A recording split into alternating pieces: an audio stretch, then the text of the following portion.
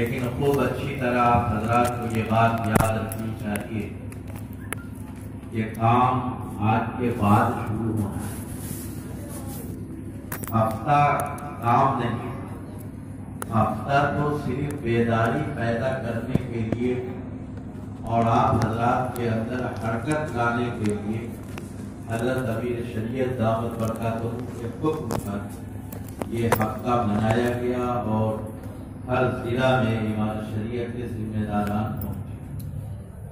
حضرت امیر شریعت دامت برکاتہ میں ایک بات واضح طور پر کہتے ہیں کہ ہم ہر جگہ امارت شریعہ کے لوگ ہیں اور مضبوط کیڈر ہے، لیکن یہ عجیب بات ہے کہ کوئی تحریک چلانی ہو، کوئی منصوبہ پیش کرنا ہو، کوئی حرکت پیدا کرنی ہو تو ہمیں مرکز سے آدمی بھیجنا پڑتا ہے۔ کیڈر کا مطلب یہ نہیں ہے، محبت کا مطلب یہ نہیں ہوتا، چڑنے کا مطلب یہ نہیں ہوتا، تعلق کا مطلب یہ نہیں ہوتا۔ تعلق کا مطلب یہ ہے کہ امارت شریعہ یہ فون کر دے آپ کو اور آپ حرکت میں آ جائیں۔ اس پروگرام کے انعقاد کے لیے بھی حضرت مولانا نصیر الدین صاحب مظاہری کو امارت شریعہ نے کئی روز پہلے سے یہاں بھیجا، تب جا کر کے ہر بلاک سے 2-4 ہاتھ نظر آ رہے۔ تو حضرت امیر شریعت کا یہ پیغام ہر وقت آپ کے ذہن میں رہے کہ جب کوئی تحریک امارت شریعہ شروع کرے تو اس کے لیے ہمیں آنا نہ پڑے، ہم ایک فون کر دیں اور آپ حرکت میں آئیں۔ ہم سیاسی لوگ نہیں ہیں، ورنہ کہتے ہیں کہ ایک فون کر دیں تو سڑک جام ہو جائے۔ تو ہمیں اتنے سارے ہر جگہ ہمارے کیڈر اور ہمارے لوگ، اور چھوٹا سا کوئی پروگرام کرنا ہوتا ہے تو مرکز سے ہمیں آنا پڑتا ہے۔ ہر ضلع کا یہی حال، ہر ضلع کا یہی حال نوازا گی۔ تو ہم یہ چاہتے ہیں کہ آپ کے اندر ایسا جذبہ پیدا ہو امارت شریعہ سے محبت کا، امارت شریعہ سے عقیدت کا، امارت شریعہ سے تعلق کا، حضرت امیر شریعت دعوت برکاتہ پہ فدائیت کا اور فدا ہونے کا ایک چناوے اور آپ سب حرکت میں آ رہے۔ مولانا نصیر الدین صاحب لمبی کمیٹی بنا رہے، کچھ اپنا بھی تجربہ ہے، اچھی خاصی عمر گزر گئی۔ دارالعلوم دیوبند میں جمعیت طلبہ کا جنرل سیکریٹری تھا اور 18 سالوں سے اب امارت شریعہ میں ہوں، اور اس کے بیچ میں 20 سال پڑھایا۔ تو جو اساتذہ ہیں وہ بھی ایسا نہ سمجھے کہ میں ان سے الگ، 20 سال پڑھایا، جمعیت طلبہ میں ڈگری کی دارالعلوم دیوبند کے، اور 18-19 سال سے امارت شریعہ میں کام کر رہا ہوں۔ تو میں یہ سمجھتا ہوں کہ لمبی کمیٹی جو ہے حاضری کے اعتبار سے ذرا کمزور ہو جائے۔ یہ ٹھیک ہے کہ نمائندگی کے لیے ہماری مجبوری ہوتی ہے کہ ہمیں لینا چاہیے، لیکن حاضری کے اعتبار سے پریشانی ہوتی ہے کہ صاحب اتنی بڑی کمیٹی ہے، 10 آدمی نے مل کے اگر کوئی فیصلہ کر دیا تو 20 آدمی جو بچ گیا اس کو اعتراض کا حق ہوگا نا کہ کورم ہوگا کہاں ہوا تھا، آپ نے فیصلہ کیسے کیا؟ تو یہ دھیان میں رکھنا چاہیے کہ کس طرح لوگ آ پائیں گے اور جڑ پائیں گے۔ میں آپ تمام حضرات کا شکر گزار ہوں کہ آپ حضرات نے بڑا قیمتی وقت دیا، آپ تشریف لائے، اتنی دیر تک آپ نے آپ حضرات اپنے نمائندوں کے بیانات کو آپ نے سنا۔ میں اصل میں 17 دن پر بستر سے اٹھا ہوں اور نوالہ پہنچا، تو میں بیٹھ نہیں سکتا زیادہ دیر، اس لیے باتیں تو آپ کی سنتا رہا لیکن آپ کی نظروں کے پیچھے رہا پڑتے۔ میرے بھائی، میں نے شروع میں کہہ دیا تھا کہ یہ میٹنگ ہے اور ہمیں خوشی ہے کہ بیشتر حضرات نے اس کی رعایت کی۔ تقریر 2-4 لوگوں کی ہو پائی، اگر وہ نہ ہوتی تو تھوڑا اور وقت مشورے کے لیے ہم لے پاتے، لیکن بہر گئے. میں نے کہا آپ حضرات نے اس پر عمل. میں اصولی طور ایک بات بتا دینا چاہتا ہوں، کام کیسے ہوگا. آج سے یہ ہفتے کا دن تو ختم ہوا، کام کا آغاز اب آپ کے ہوا کبھی بھی. کام کے آغاز کے لیے اور کسی تحریک کو چلانے تین چیزیں بہت بنیادی. سب سے پہلی چیز ہے جس کو ہم کہتے ہیں اطلاعات. اطلاع اگر بھاری پڑا ہو تو انفارمیشن کہہ لیجیے آسانی. پہلا کام کیا ہے؟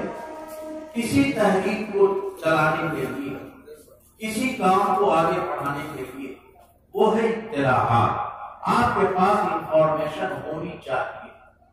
میں نے پہلے عرض کیا تھا کہ اگر بنیادی دینی تعلیم کے مکاتب ہمیں قائم کرنے ہیں تو پہلے مرحلے میں ہمیں اطلاع ہونی چاہیے کہ کہاں کہاں ضرورت ہے.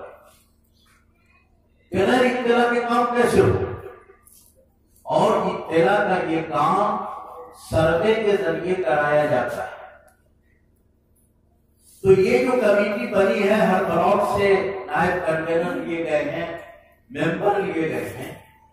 ان حضرات کا پہلا کام تو یہ ہے کہ یہ جس بلاک سے تعلق رکھتے ہیں ہفتہ 10 دن کے اندر وہ سروے کر کے حضرت مولانا قاری شعیب صاحب کنوینر کی خدمت میں پیش کریں کہ یہ آبادی ایسی ہے جہاں بنیادی دینی تعلیم کے مکاتب کی ضرورت ہو جائے گا. تو پہلا کام تو اطلاعات. کن علاقوں میں عصری تعلیم کے ادارے نہیں ہیں اور اس کے لیے ضرورت ہے، اس کا بھی ایک سروے ہونا چاہیے تاکہ ہمارے پاس پورا ڈیٹا موجود ہو کہ ان جگہوں کے کام کی شکلیں بدلنی چاہیے. دوسرا معاملہ ہے جس کو ہم کہتے ہیں رابطہ. اب اتنے سارے ممبر بن گئے، آپس میں فونی کا رابطہ بھی، ٹیلی فونی کا رابطہ بھی، موبائل سے رابطہ بھی آپ نہیں رکھیں گے تو کام کیسے آگے بڑھے. تو دوسرا کام کسی تحریک کو آگے بڑھانے کے لیے ضروری ہے کہ جو لوگ تحریک سے جڑے وہ آپس میں مربوط ہوں، ان کا مضبوط رابطہ ہو ایک دوسرے سے. اب رابطہ اگر بھاری محسوس ہو تو آپ اس کو کہہ لیجیے کہ کوآرڈینیشن. تو یہ دوسرا کام تحریک کے لیے. آپ ایک بلاک میں کام کر رہے ہیں، دوسرا دوسرے بلاک میں کام کر رہا ہے. آپ کا رابطہ ایک دوسرے سے ہونا چاہیے تاکہ آپ اپنے تجربات ایک دوسرے سے شیئر کر سکیں، دوسرے منتقل کر سکیں اور ان کی بنیادوں پر اس کام کو آگے بڑھائیں. دو بات ہوگی.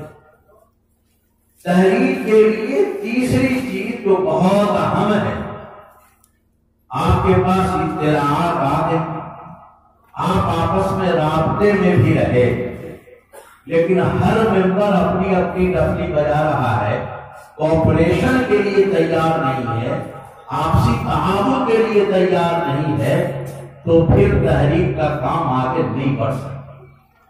اس لیے بلاک سطح کے جو لوگ بھی ہیں، شہر سے جو لوگ لیے گئے، وہ آپس میں اس جذبے کے ساتھ اس تحریک سے جڑے کہ وہ آپس میں ایک دوسرے کے معاون ہوں گے، وہ حلیف ہوں گے، حریف بن کر کے نہیں کام. اب یہ تینوں کے ذریعے جب کام کو آپ آگے بڑھائیں گے تو یہ کام آگے بڑھے گا. میں نے آپ حضرات نے جو تجاویز بھیجی ہیں اس کا مطالعہ کیا ہے. اس میں بیشتر میں لوگوں نے یہ لکھا ہے کہ امارت شریعہ اگر اس کام کو کرے تو بہت اچھے نتائج آئیں گے.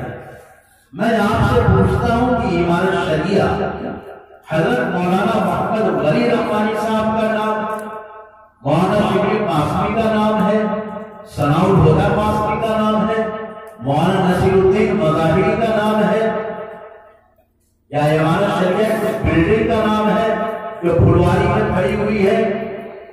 نہیں، امارت شریعت تو آپ ہیں، امارت شریعت ہم نہیں ہیں، امارت شریعت آپ سب ہیں۔ اب اگر کوئی کام آپ کرتے ہیں تو امارت شریعت کر رہی ہے، اور آپ کو لگتا ہے کہ نوادہ میں اگر 500 جگہ مکاتب قائم کرنے پڑے اور 38 ضلع میں یہی تناسب رہا تو امارت شریعت کا بیت المال اس کو برداشت کر سکے گا کیا؟ کسی تنظیم کے لیے یہ ممکن نہیں ہے کہ وہ اپنے طور پر بنیادی دینی تعلیم کا نظام گاؤں کا قائم کرے۔ آپ کھڑے ہوئیے گا تب گاؤں میں یہ کام ہوگا۔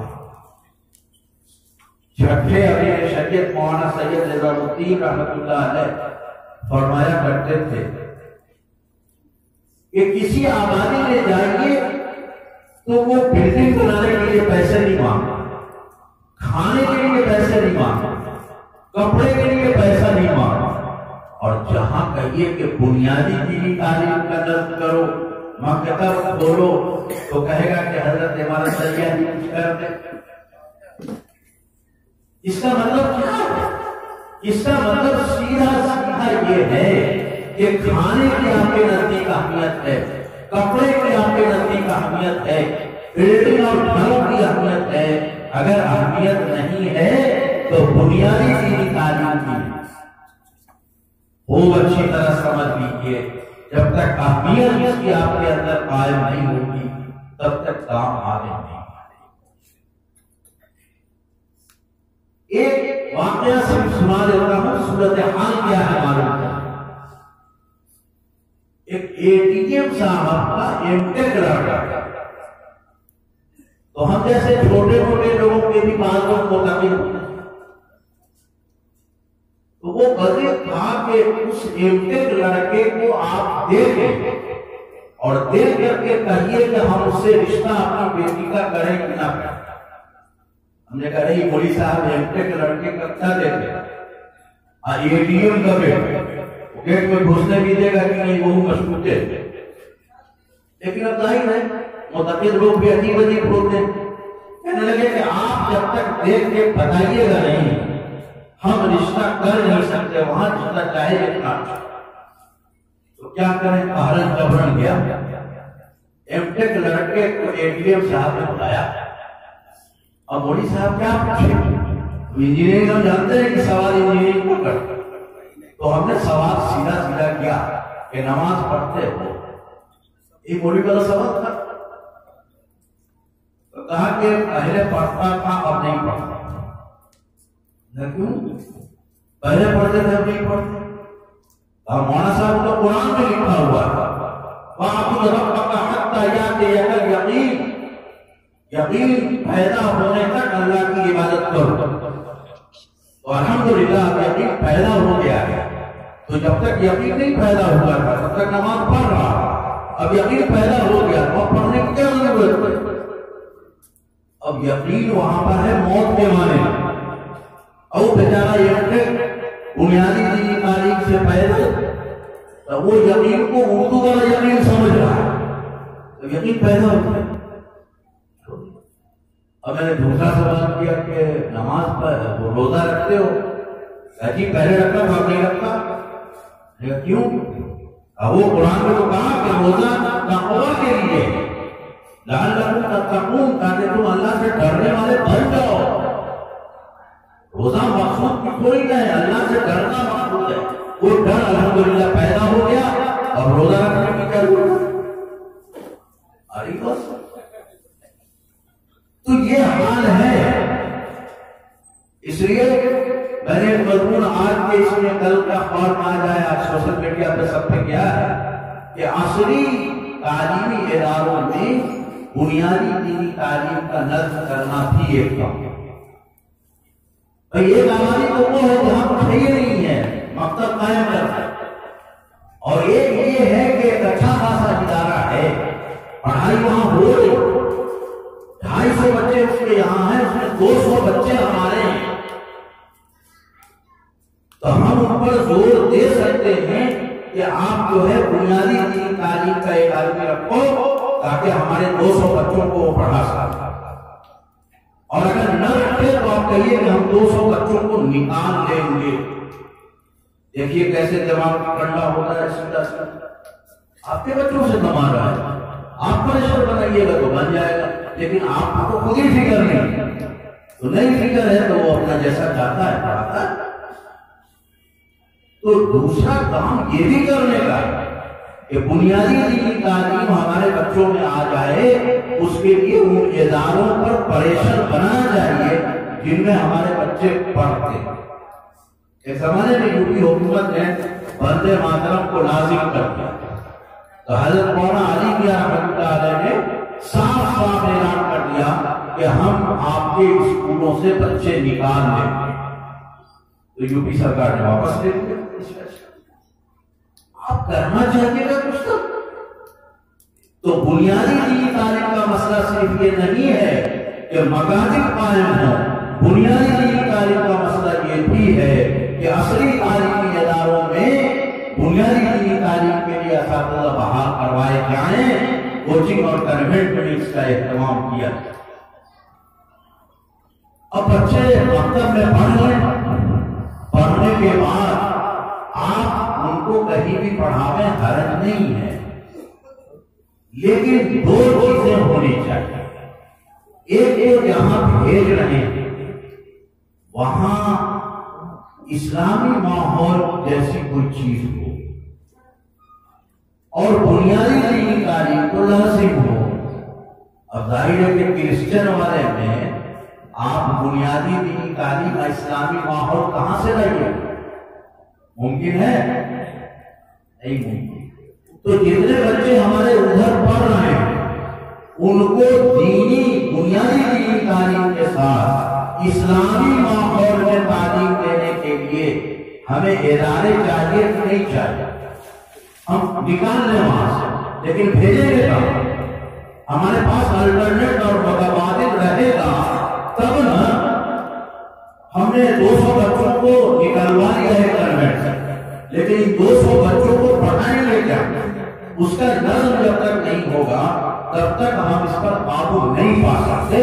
بہت پکی بات ہے۔ اس لیے ایمان شریعہ کی یہ تحریک اس کام کے لیے ہے کہ جہاں جہاں آپ عصری تعلیم کے ادارے اسلامی ماحول میں اور بنیادی دینی تعلیم کے ساتھ قائم کر سکتے ہیں، آپ کو اس کے لیے کوشش کرنی چاہیے۔ آپ کو اس کی بھی کوشش کرنی چاہیے کہ اسکول قائم کرنے کے لیے، ہائی اسکول قائم کرنے کے لیے، مڈل اسکول قائم کرنے کے لیے جو سرکار کا نارمز ہے، جو سرکار کے ضابطے ہیں، اس کے اعتبار سے زمین بھی فراہم کرائیں اور ایمان کا بھی انتظام کریں۔ اگر ایسا نہیں کیجیے گا تو آپ کے اسکول کو بند کر دیا جائے گا، کیونکہ آپ سرکاری نارمز کے اعتبار سے نہیں چلتے۔ خوب اچھی طرح یاد رکھیے، یہ بہت بات آتی ہے نا کہ ایک دو کمرے میں مدرسہ قائم کر دیتے ہیں۔ ہم سے ایک صاحب کہنے لگے، میں نے کہا بھائی اسکول کا نارمز تو ہے اتنی زمین، لیکن مدرسہ قائم کرنے کا کوئی نارمز نہیں ہے۔ آقا صلی اللہ تعالیٰ علیہ وسلم نے تو مدرسہ مسجد نبوی کے ایک چبوترے پر قائم کر دیا تھا۔ تو مدرسہ قائم کرنے کا نارمز تو صرف اتنا ہے کہ ایک چبوترے پر اگر آپ کلمہ اور نماز کی تعلیم دے سکتے ہیں تو آپ اس کو دیجیے، آپ اس کو مدرسہ کا نام نہ دیجیے، مکتب کا نام دیجیے، لیکن اس کا نارمز تو اتنے سے پورا ہو جاتا ہے۔ اس لیے یہ شکایت مت کیجیے کہ دو کمرے میں کھول رکھا ہے۔ ارے دو کمرے میں کھول رکھا ہے، وہاں پہ ایک کمرہ بھی نہیں تھا، آج بھی ہے، جو لوگ حج کرنے گئے ہیں وہ جانتے ہیں اور دیکھا ہوگا۔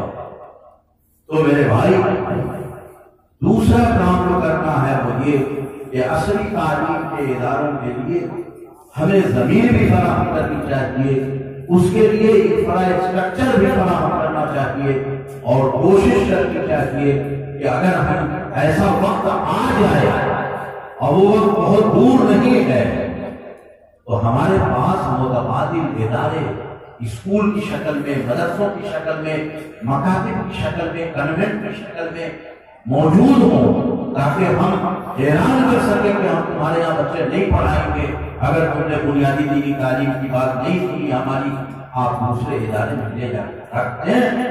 ایسا ہمارے پاس ہوگا اسکول تب نہ ممکن ہوگا، ابھی تو ہے ہی نہیں ہے ہمارے پاس۔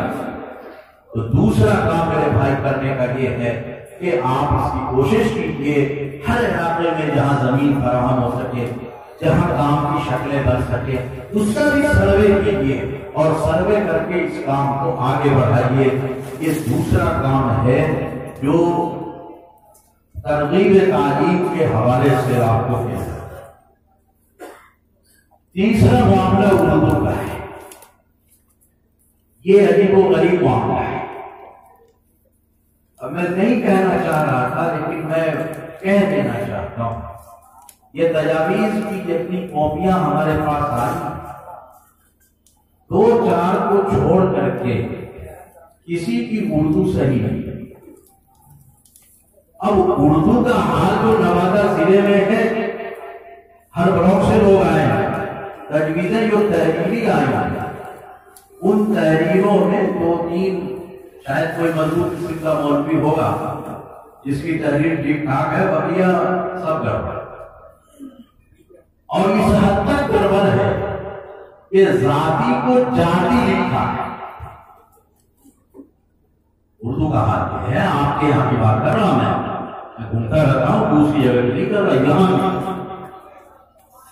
تو اردو سے ہم اتنے دور ہیں، اور املے کی غلطیاں تو اور بھی بہت کیوں ہیں؟ اس لیے کہ ہم خود اردو نہیں جانتے۔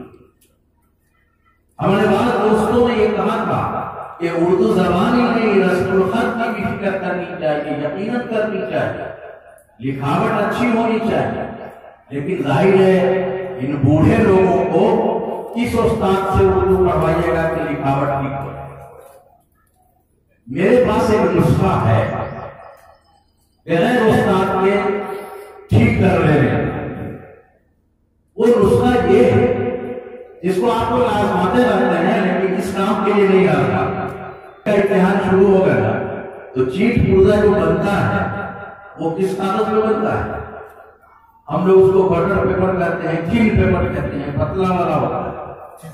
چیٹ بنانے کے لیے اسی کا استعمال کرتے ہیں تاکہ آسانی سے ٹرانسفر ہو سکے۔ اسی کا ایک صفحہ لیتے اور اردو چھپی ہوئی کتاب کے اوپر اس کو ڈالنا ہے اور اس پر قلم پھیریے، روزانہ ایک صفحہ، روزانہ ایک صفحہ۔ ہم لوگوں کو بچپن میں تختی سکھائی جاتی ہے، تختی پر لکھتے تھے، تختی پہ یہی ہوتا تھا نا، استاد اوپر لکھ دیتا تھا اور نیچے نقل کرنی ہوتی۔ تو آپ اگر پھر پیپر رکھ کر اور چھپی ہوئی کتاب پہ قلم دوڑائیں گے ہر روز پابندی سے۔ ہمارے حضرت امیر شریعت تو مغیر میں باضابطے کاپی دیکھتے ہیں کہ آپ نے لکھا ہے کہ نہیں لکھا، اس لیے مغیر کے جو پڑھے ہوئے لڑکے ہوتے ہیں ان کی تحریریں بڑی اچھی ہوتی ہیں۔ حضرت اس پر خاص زور دیتے ہیں، ہم لوگوں کے درخواست حضرت واپس کر دیتے ہیں، تحریر ٹھیک کر کے لاؤ تب فرق نہیں ہوتا۔ تو پھر پیپر رکھ کر کے اگر آپ نے روزانہ ایک دن نہیں مشق شروع کر دیا تو بغیر استاد کے آپ کی تحریر اچھی ہو جائے گی۔ اور ہمارے یہاں دیہات کہتے ہیں کہ ہلدی لگے نہ پھر پیلی اور رنگ آئے تو یہ چوکھا رنگ آئے گا اور کسی استاد کے سامنے آپ کو سرخی کا سامنا نہیں کرنا۔ تو میرے بھائی اردو کا معاملہ جو ہے میں نے کئی مضمون میں لکھا ہوں کہ ہم گھر میں اپنے ہار گئے، اردو کی لڑائی ہم اپنے گھر میں ہار گئے۔ سرکاری سطح پر تو دوسری سرکاری زبان ہے نا، سرکار نے ٹرانسلیٹر بحال کیا کہ نہیں کیا، لیکن آپ نے درخواست اردو میں نہیں دیا تو سارے ٹرانسلیٹر کو دوسرے شعبے میں منتقل کر دیا گیا اور انہوں نے بھی بھلائی اسی میں سمجھی کہ بالائی آمدنی اس ٹیبل پہ تو آنے والی نہیں تھی، اس ٹیبل پہ جو دے دیا گیا زیادہ بالائی آمدنی آ رہی ہے، اس لیے وہ خوشی خوشی کر رہا ہے۔ وہ بھول گیا کہ ہم تو اردو ترجمہ کے لیے آئے تھے، ہم کنڑ بننے کے لیے نہیں آئے، ہم مترجم تھے، محرر نہیں تھے۔ تو ہم اپنے گھر میں ہر ایک لیے ہم لوگ کہیں جاتے ہیں تو گھر والا چھوٹا لڑکا کو لا کے کھڑا کرتا ہے، کہتا ہے مولانا صاحب انگریزی فارمر بولتا ہے، مگر اردو بھی بولتا ہے کہ نہیں؟ کہنا ہو جو اردو کہاں ہے، شروع سے انگریزی کا نمبر پڑھ رہا ہے تو اردو کا جانے گا، انگریزی فارمر بولتا۔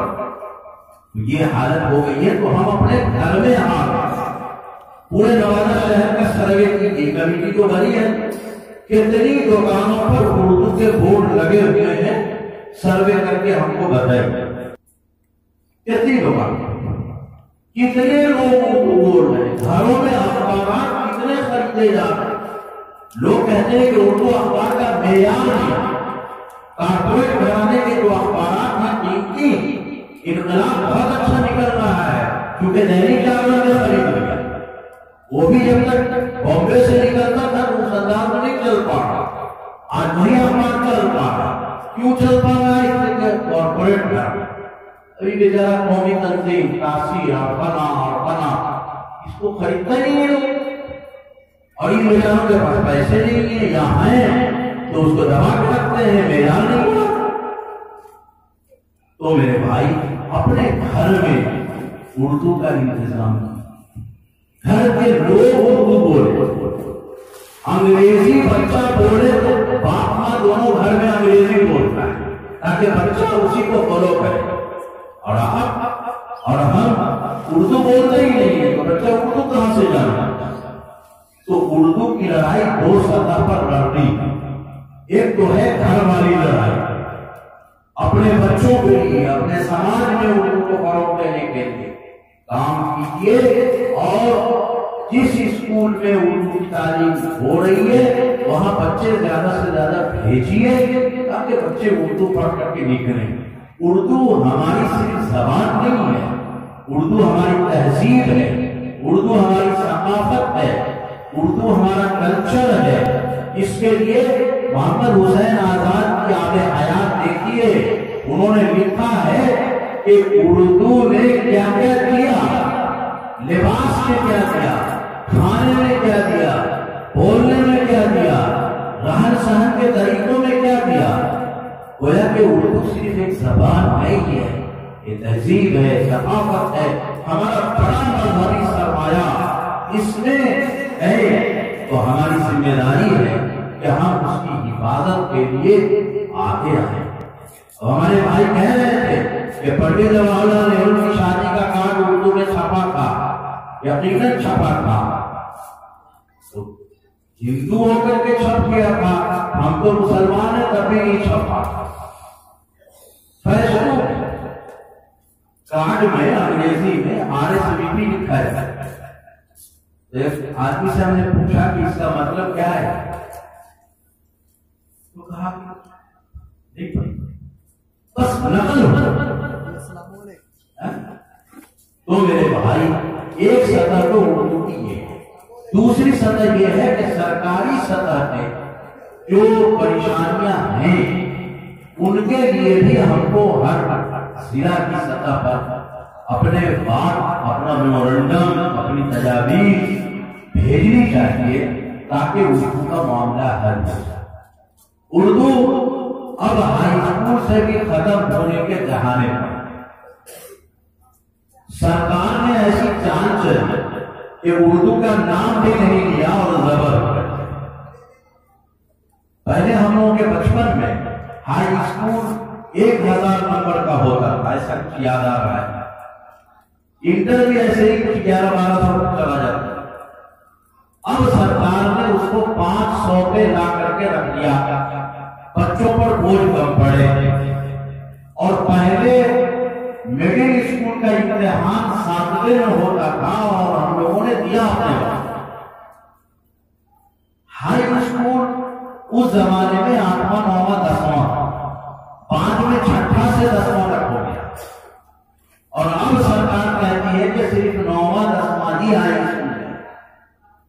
تو اگر 9واں 10واں ہائی اسکول ہے یا 8 9 10 ہائی اسکول ہے تو کلاس ٹیچر تو 3 ہی نہ چاہیے اور سبجیکٹ ٹیچر چاہیے. تو اس نے کیا کیا کہ 5 کے بارے میں تو کہہ دیا کہ یہ پڑھائیں گے اور چھٹا کو کہا کہ دوسری زبانیں پڑھیں. اب دوسری زبان کیا ہے؟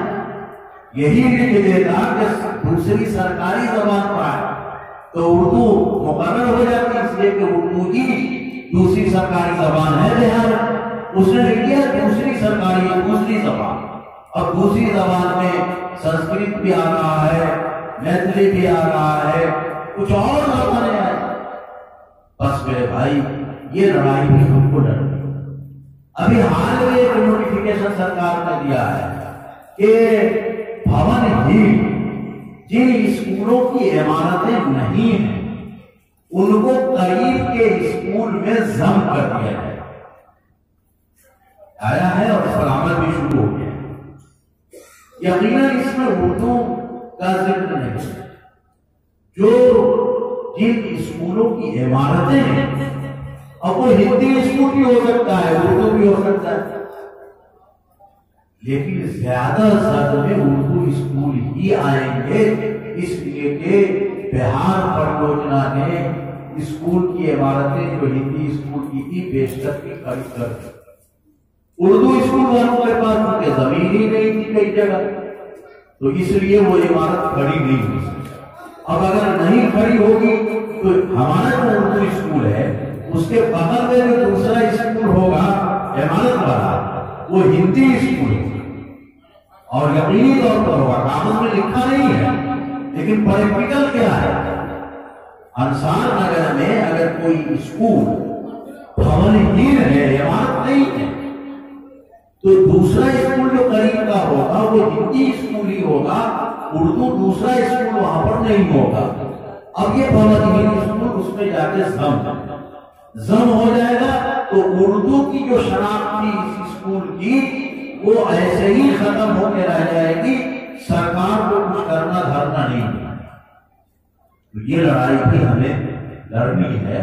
ہم نے حضرت امیر شریعت دعوت برکاتہ میں 14 تاریخ کو اردو کے لوگوں کو خاص کر کے پڑھنا بلایا ہے تاکہ اس معاملے میں ہم لائعمل طے کریں، طریقہ کار طے کریں کہ ہم اس پر قابو کس طرح پا سکتے ہیں.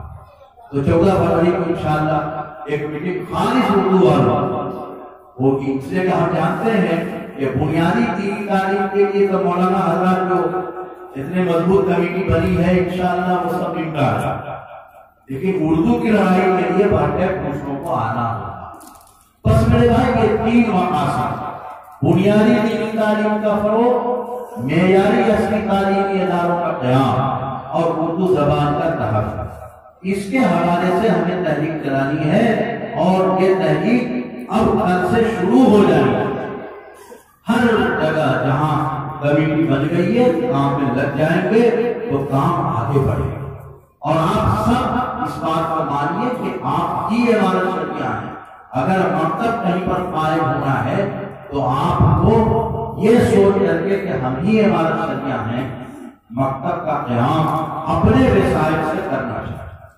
مولانا شبلی قاسمی صاحب کی کا ایک کتابچہ بھی آپ کے حوالے کیا گیا ہے. یہ جامع تعلیمی منصوبہ ہے، آپ اس کو پڑھ کر کے بھی کام کو آگے بڑھا سکتے ہیں. یہ بہت دشوار اور مشکل نہیں ہے، لیکن کرنے کے لیے حوصلہ چاہیے اور ہمت چاہیے اور جذبہ چاہیے اور ملت پر قربان ہونے کی صلاحیت ہونی چاہیے. تب جا کر کے یہ کام انشاءاللہ آگے بڑھے گا. میں امید کرتا ہوں کہ آپ حضرات اس جذبے کے ساتھ یہاں تشریف لائے. اس طرح یہاں کمیٹی بنائی گئی اور حضرت قاری شعیب صاحب دعوت برکاتہ کی سرپرستی اور کنوینرشپ میں یہ کام یہاں ہوگا. تو ہم امید کرتے ہیں کہ انشاءاللہ بہت اس کے مفید اور دور رس اثرات مرتب ہوں گے. میں اتنی سی بات پہ اپنی بات کو ختم کرتا ہوں. اللہ تعالی ہم سب کو کہنے سننے سے زیادہ عمل کی توفیق عطا فرمائے. اور آخر میں ایک بار پھر آپ حضرات کا شکریہ ادا کرتا ہوں کہ آپ نے اس اہم کام کے لیے اپنا وقت نکالا۔ اللہ تعالیٰ سب کے آنے جانے کو، بیٹھنے کو، سننے کو، سنانے کو قبول فرمائے۔ وآخر دعوانا الحمدللہ۔ ارے دعا حضرت کریں گے، ہر ایک آدمی کا خطوط الگ الگ ہوگا۔ اللهم صل على محمد وعلى آل محمد كما صليت على إبراهيم وعلى آل إبراهيم إنك حميد مجيد.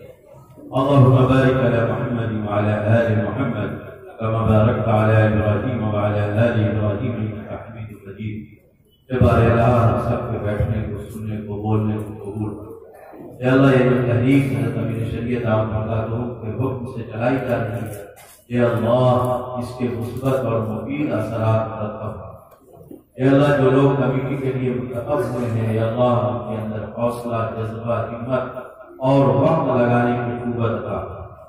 اے اللہ حضرت مولانا قاری شعیب صاحب دامت برکاتہم جو اس کے کنوینر ہیں، اللہ تعالیٰ انہیں صحت و عافیت کے ساتھ دراز عمر عطا کرو۔ اے اللہ اس پورے علاقے میں، پورے نوادہ میں جو دینی ادارے ہیں، اسکول ہیں، اے اللہ تعلیمی ادارے ہیں، اے اللہ سب کی خدمات کو قبول فرما۔ اے اللہ جہاں نہیں ہیں ان پہ قائم کرنے کی شکلیں پیدا فرما۔ اے اللہ اس راستے کی پریشانی کو دور فرما۔ اے اللہ ہر قسم کے خیر کا فیصلہ کر۔ اے اللہ رحم کا، کرم کا، فضل کا، عافیت کا معاملہ۔ اے اللہ رحم کا، کرم کا، فضل کا، عافیت کا معاملہ۔ اے اللہ جو لوگ بھی اس کام سے لگے ہوئے ہیں، اے اللہ ان کی خدمات کو قبول فرما، انہیں صحت و عافیت کے ساتھ دراز عمر عطا فرما۔ اے اللہ جتنے لوگ یہاں آئے، اے اللہ سب کے آنے کو قبول فرما، سب کو صحت و عافیت کے ساتھ دراز عمر عطا فرما، سب کی خدمات کو قبول فرما۔ اے اللہ ہمارے آبا و اجداد جو دنیا سے چلے گئے سب کی مغفرت فرما، سب کے گناہوں کو معاف فرما، سب کے درجات کو بلند فرما، سب کے لیے جنت کے فیصلے فرما۔ اے اللہ جو بیمار ہیں ان کی شفا عطا فرما، جو بے روزگار ہیں انہیں روزگار عطا فرما، جو محتاج ہیں ان کی محتاجی کو دور فرما۔ اے اللہ جو مالدار ہیں انہیں اپنے راستے میں خرچ کرنے کی توفیق عطا فرما۔ اے اللہ کاروبار میں برکت عطا فرما، تجارت میں ترقی عطا فرما، رزق میں وسعت عطا فرما، فصلوں میں برکت عطا فرما۔ اے اللہ جہاں کہیں دین کا کام ہو رہا ہے اس کی نصرت اور مدد فرما۔ اے اللہ جن گھروں میں لڑکیاں ہیں ان کے لیے مناسب رشتے فرما۔ اے اللہ جو لوگ مقروض ہیں ان کے قرض کی ادائیگی کی شکلیں پیدا کرو۔ اے اللہ تیرے نبی نے خیر کی لائن سے جو دعا مانگی ہمارا حصہ اس میں مقدر تھا۔ اے اللہ جن دن شرور و فتن سے پناہ چاہی، اے اللہ ہمیں بھی اپنی پناہ میں رکھ۔ اے اللہ ہمیں بھی اپنی پناہ میں رکھ۔ اے اللہ ہماری ٹوٹی دعاؤں کو محض اپنے فضل سے قبول فرما۔